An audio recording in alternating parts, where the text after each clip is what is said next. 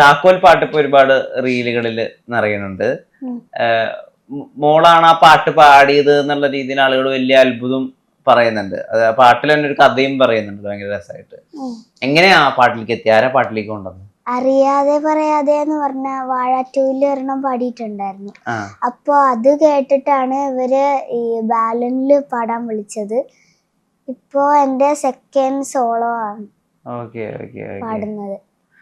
Nikhil bro, ഈ നമ്മൾ ഈ ഇന്റർവ്യൂവിന് വേണ്ടിട്ട് നിങ്ങൾ ഈ വന്ന സമയം തൊട്ട് ഇത്ര നേരം വരെ ഒബ്സർവ് ചെയ്യുമ്പോഴേ വല്ലാത്തൊരു കെയർ മകൾക്ക് കൊടുക്കുന്നുണ്ട്. എല്ലാ അച്ഛന്മാരും മകൾക്ക് കെയർ കൊടുക്കും, എന്നാലും ആ കുട്ടിയുടെ ശബ്ദം അല്ലെങ്കിൽ ആ കുട്ടിയുടെ കോൺഫിഡൻസ്, നിങ്ങളൊക്കെ അച്ഛൻ കൂടിയിരിക്കുമ്പോഴാണ് കുറച്ചും കൂടി ഒരു സന്തോഷവും അല്ലെങ്കിൽ കുറച്ചും കൂടി ഒരു കോൺഫിഡൻസും ഒക്കെ വരുന്നത്.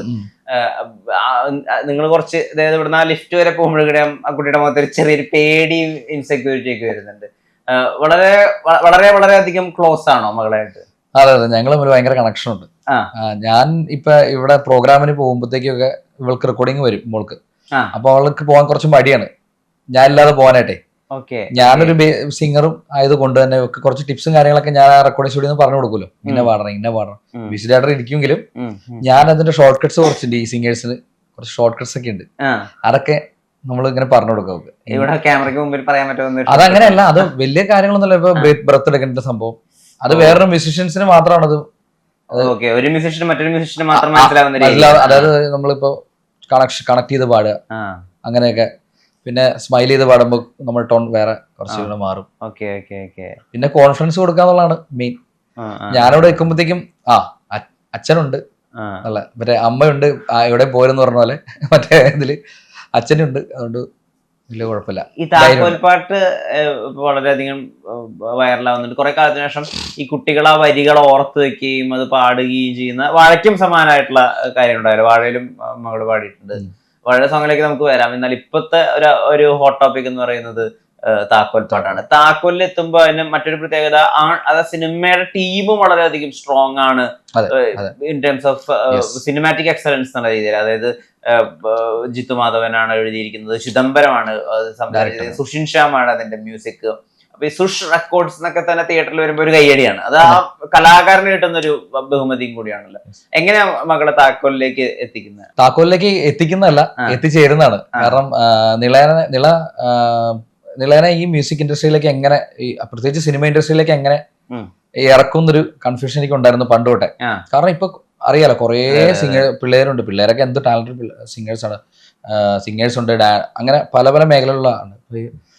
അവൾക്കൊരു സ്പേസ് എങ്ങനെ ഇതാക്കി എടുക്കാം, അവൾ സ്വയം കണ്ടെത്തേണ്ടി വരുമോ? പക്ഷെ അവൾ സ്വയം തന്നെ കണ്ടെത്തി. കാരണം അവളെ ഞാൻ നിളേനെ കോറസ് പാടാനൊക്കെ ആയിട്ട് ഇങ്ങനെ വിടും. വിൻസെന്റ് എന്ന് പറഞ്ഞൊരു ഓർക്കസ്ട്ര അറേഞ്ചർ ഉണ്ട്. AR റഹ്മാന്റെ അച്ഛന്റെ കാലം തൊട്ടുള്ള വളരെ സീനിയർ ആയിട്ടുള്ള മ്യൂസിഷ്യനാണ്. വിൻസാപ്പനെ ഞങ്ങൾ വിളിക്കണം, വിൻസെന്റ് അണ്ണൻ. പുള്ളി ബേസിക്കലി ലോഞ്ച് സ്റ്റുഡിയോയിലാണ് ഉള്ളത്.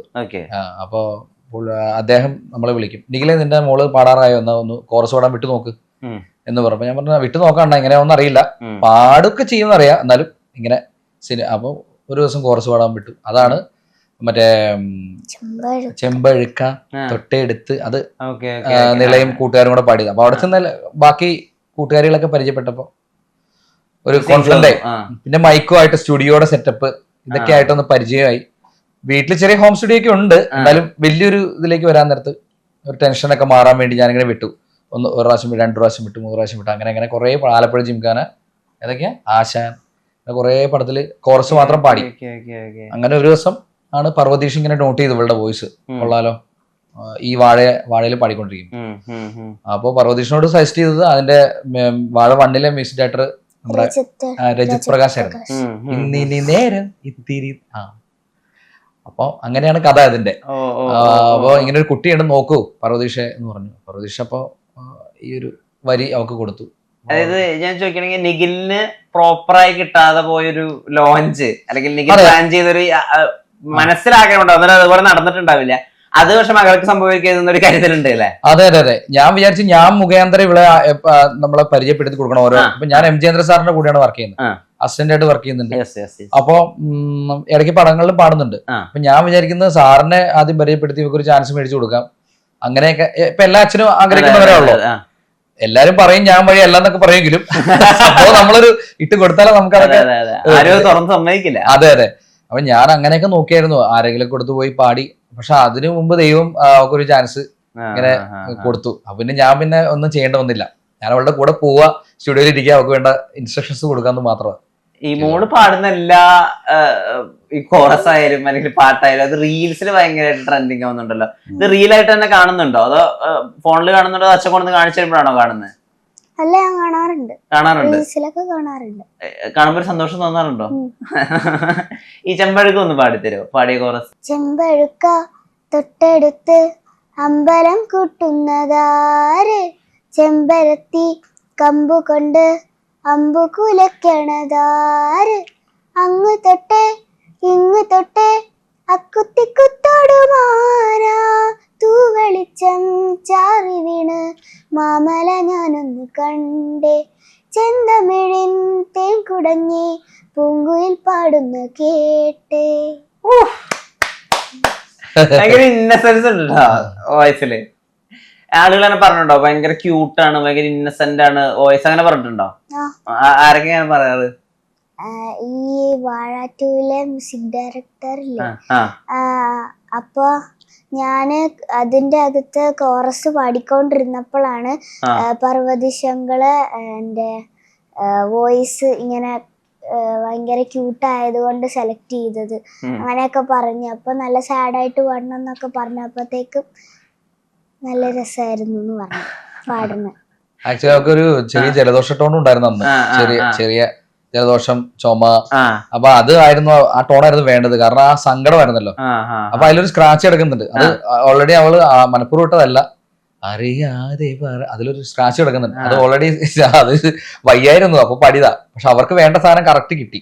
ഇപ്പൊ മകൾക്ക് ഇപ്പൊ ഇവിടെ വേണ്ടത് സങ്കടമാണ്, അല്ലെങ്കിൽ ഇവിടെ വേണ്ടത് സന്തോഷമാണ്. ഇപ്പൊ താക്കോലിലൊരു ചെറിയൊരു ക്യൂരിയോസിറ്റിയും കൂടി ഉണ്ടല്ലോ, കുട്ടികൾക്കുള്ള ഒരു ക്യൂരിയോസിറ്റി, അത് ഭയങ്കരമായിട്ട് എക്സ്പ്രസ് ചെയ്യുന്നുണ്ട്. അതൊക്കെ മകൾക്ക് മ്യൂസിക് ഡയറക്ടറോ അല്ലെങ്കിൽ ഒപ്പമുള്ള സെഷൻ എടുക്കുന്ന ആളോ പറഞ്ഞു കൊടുത്താ അവൾക്ക് മനസ്സിലാവോ, നിളരാജന് മനസ്സിലാവോ? അവളും അങ്ങനെ പറഞ്ഞാൽ മതി, ഇന്ന ഇതാണ് താക്കോല് തേടി കിടക്കുന്ന ഒരു ഇതാണ്, ഒരു ഹോണ്ടിങ് സംഭവമാണല്ലോ ഓർക്കസ്ട്ര. അപ്പൊ കാക്ക കൂടെ പോലെ റൈം പോലെ പാടിയാൽ മതി. പിന്നെ സുഷിൻ ഉണ്ടായിരുന്നില്ല, സുഷിൻ അവിടുന്ന് ഓൺലൈൻ വരിക ചെയ്ത്. നമ്മള് എംലോഞ്ചിലാണ്, നമ്മള് സ്റ്റുഡിയോയിലാണ് അത് റെക്കോർഡ് ചെയ്യുന്നത്. ഈ പറഞ്ഞ പോലെ കോറസ് പാടാൻ പോയതാണ്. ആക്ച്വലി ഇത് പാടാൻ പോയതല്ല, ഇത് നിള കോറസ് പാടാൻ പോയതാണ്. ഏത് പാട്ടാണെന്ന് വെച്ച് കഴിഞ്ഞാൽ നമ്മുടെ മറ്റേ അത് കഴിഞ്ഞിട്ടുള്ള പാട്ടില് കാറ്റുപോലെ, അത് ഇവര് ഗ്രൂപ്പാണ് പാടിയിരിക്കുന്നത്. അപ്പൊ അതൊരു 10 പേരോളം പാടിയതാ. അപ്പൊ എന്ന് പറഞ്ഞു കഴിഞ്ഞാൽ അപ്പം നിളനോട് ചോദിച്ചു, നിള വാഴ 2-ല് ഓൾറെഡി പാടിയത് കൊണ്ടും ഇങ്ങനെ സുഷിൻ പറഞ്ഞു ഒരാളുടെ വോയിസ് അയച്ചതാ, ഇങ്ങനെ ഒരു പോർഷൻ ഉണ്ട്, ഇങ്ങനെ ഒരു പാട്ട് ഞങ്ങൾ പ്ലാൻ ചെയ്യുന്നുണ്ട്. അപ്പൊ സുഷിനോട് പറഞ്ഞു നിലയുടെ വോയിസ് ഒന്ന് അയച്ചു കൊടുത്തു നോക്കി. വാഴ 2-ലെ സാധനം പറയാതെ. അപ്പൊ സുഷിൻ ഓക്കെ, ഇത് മതി, നമുക്ക് ഇതുമായിട്ട് മുന്നോട്ട് പോവാം. അപ്പൊ ബാലനല്ലേ, ഒരു ആൺകുട്ടിനെ കൊണ്ട് പാടിക്കണമെന്നായിരുന്നു. പക്ഷെ ഇവളുടെ വോയിസ് ആ ക്യാരക്ടറിലേക്ക് മിക്സ്, അതൊരു ഭാഗ്യം എന്ന് പറയുന്ന എലമെന്റ് ഇതിൽ കടന്ന് കളിക്കുന്നതാണ്.